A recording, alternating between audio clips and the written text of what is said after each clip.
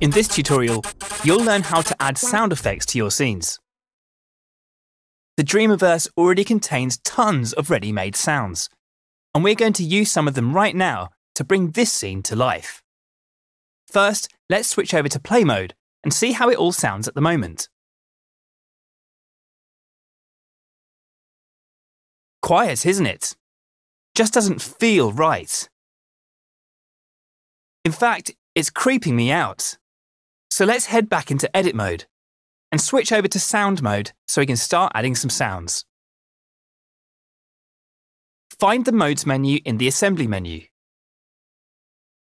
As you can see, there are lots of different modes, each with its own set of tools for doing different things.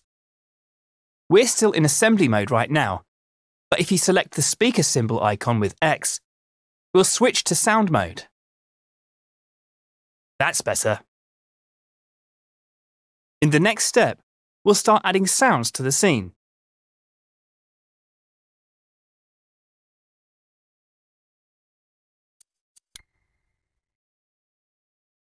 OK, the first thing we need to do is start adding some background sounds.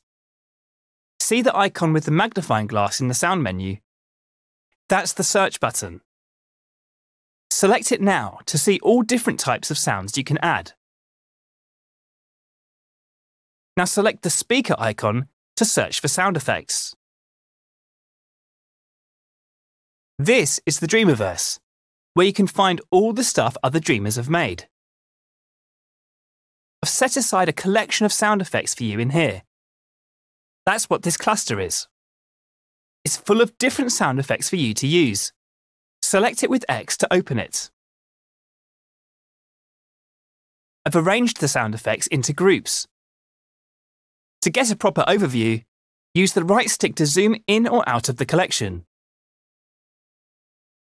This group of sound effects are background sounds, and you can hear a preview of each sound by hovering over them with your imp. Find something that you think fits the dreamy atmosphere of the scene. I rather like dream space. When you've found a sound you like, select it with X. Your imp now has a gadget with the sound you selected, so you can stamp it into your scene with R2 any place you like. It doesn't matter where, since background sounds can be heard everywhere in a scene. Now let's play the scene with R3 and see how it all sounds. Ah, much better. Notice how much more alive the scene feels with just that one sound. Just imagine how it'll feel with even more sound effects. But no need to imagine it. You can start adding more now to create a layered and unique ambience.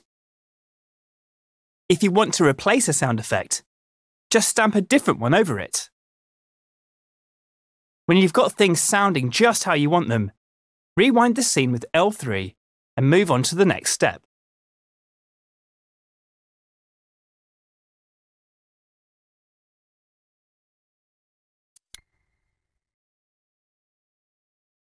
Background sounds really help to create an immersive atmosphere. But to add sound to a specific object in the scene, you need to use what we call a spot sound.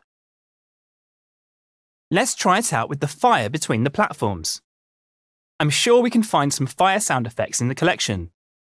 Let's take a look. Select Search Sound Effects from the sound menu. Because we opened the tutorial collection in the last step, it's still open when we come back to the Dreamiverse. How handy! Aha! Just what we need. Some fire sound effects. Have a listen to some of the fire sounds and pick one you like. Once you've selected it, your imp will be equipped with a spot sound effect. See those rings coming off the gadget? That's the sound's fade zone.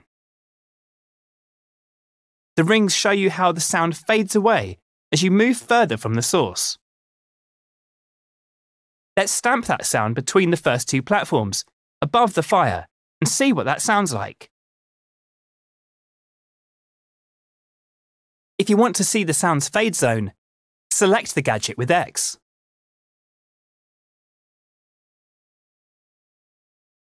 Click R3 to hear the sound effect. You'll notice the sound is louder the closer you move towards it with the left stick. Ah, you can almost feel that fire. Toasty.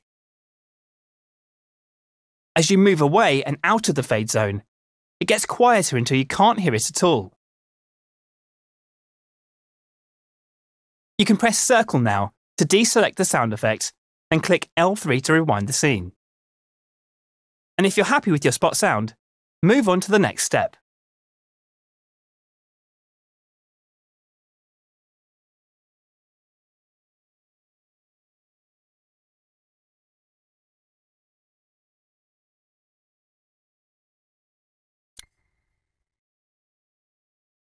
Things haven't been too tricky for Connie so far, but even with her mighty jumping skills, the next gap looks a bit too big for her.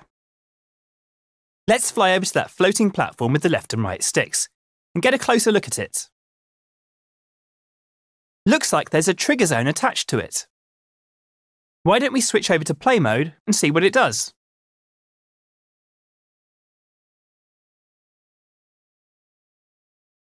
Well, will you look at that?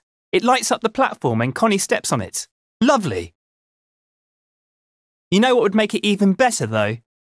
If it made a sound too. So let's switch back to edit mode and make that happen. I've got a feeling you can find something in the tutorial collection to use here.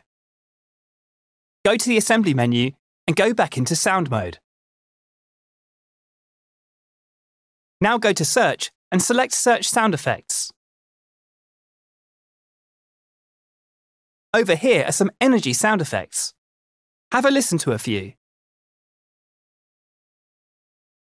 Pick a sound effect for your light up platform. I quite like the sound of Dream Terminal. But see which one you like and select it with X. Now it's time to stamp it in the scene, somewhere near the platform. In the next step, I'll show you how to trigger the sound effect.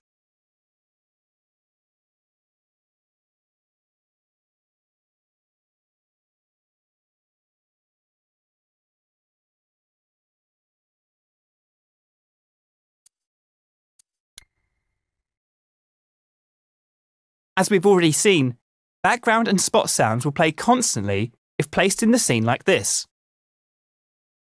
But for the platform, we want the sound to be triggered by Connie. And for that to happen, we need to connect the sound effect to the trigger zone that activates the glow. Moving closer to the platform with the left and right sticks. And take a good look at the trigger zone gadgets. See how there's an output port that says detected when you hover over it? Well, that means it will trigger when it detects a possessed puppet, like Connie. So all we have to do to make the sound effect activate when Connie's on the platform is connect the output to the sound effect. Let's do that now. When you select the detected port with R2 or X, you'll see your imp becomes tethered to the port by a wire. Gadgets communicate with each other with wires like this. You'll also notice that a power port has appeared on the bottom of the sound effect gadget. All you have to do to connect the two gadgets is hover over that power port and press R2 or X. Time to head into play mode and see how that sounds.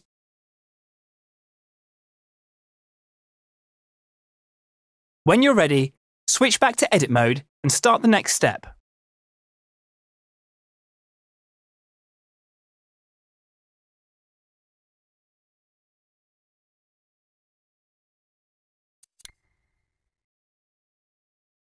Hey, I just realised, we got so caught up in these sound effects, we forgot to add another platform for Connie.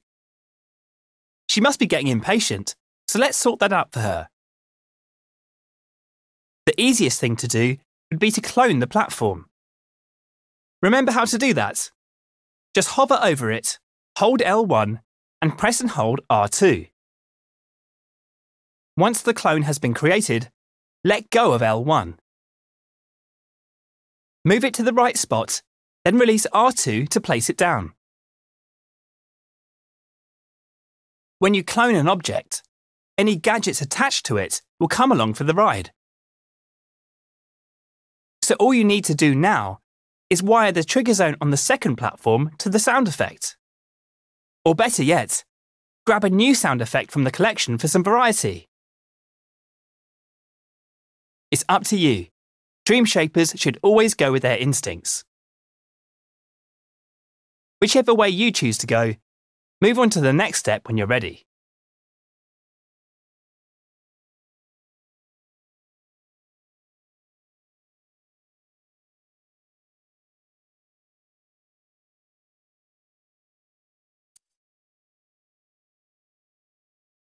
All right, just one more gap for Connie to cross before she reaches the door. That pink cylinder would make a great stepping stone for her, but it's all the way down in the water. If you take a closer look at it though, you'll see there's a trigger zone and a movement sensor on it.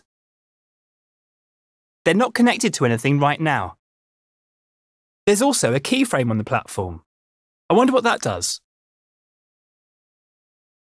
Try selecting it with X to find out. Just as I thought, it raises the cylinder so Connie can use it to cross over. Press circle to deselect the keyframe. Looks like all we need to do is connect the cylinder's trigger zone to the keyframe, so it moves up when she gets close. And since we're doing that, why not add a sound effect to it too? Let's jump back into the sound effects collection and see if there's anything appropriate in there. Down here, we've got some mechanical sound effect loops. These are the perfect sound effects for any sort of machinery in a scene. We want something that would go well with a raising platform. I think I'll go for the heavy metal ratchet loop. Sounds good, right? OK, select the sound effect of your choice and stamp it near the pink cylinder with R2 or X. In the next step, I'll show you how to connect all the gadgets.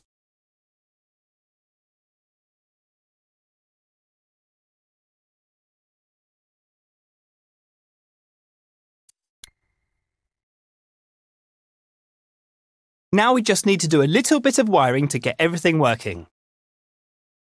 Remember, the trigger zone will activate when it detects Connie, raising the platform, which is controlled by the keyframe. So grab the detected output from the trigger zone with R2 or X. Then stretch the wire up to the keyframe gadget and connect it to its power port with R2 or X. Now let's get the sound effect working. This will be triggered by the movement sensor, which detects if the object it's attached to is moving. So when the platform starts rising, the movement sensor will send a signal from its output ports. That's the output port on the right side of the movement sensor gadget. It's called velocity overall. Press R2 or X over that port to create a wire now. You'll need to connect the other end of that wire to the sound effects power ports. Once that's done, switch over to play mode to test everything out.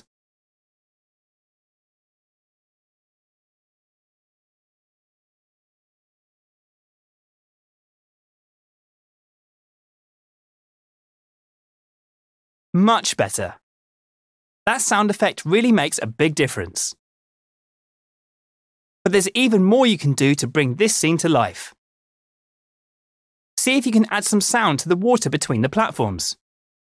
I think there's some water sounds in the tutorial collection. Experiment with all the different effects as much as you like and see what you can come up with. When you're done, just take Connie through the door in play mode to finish this tutorial.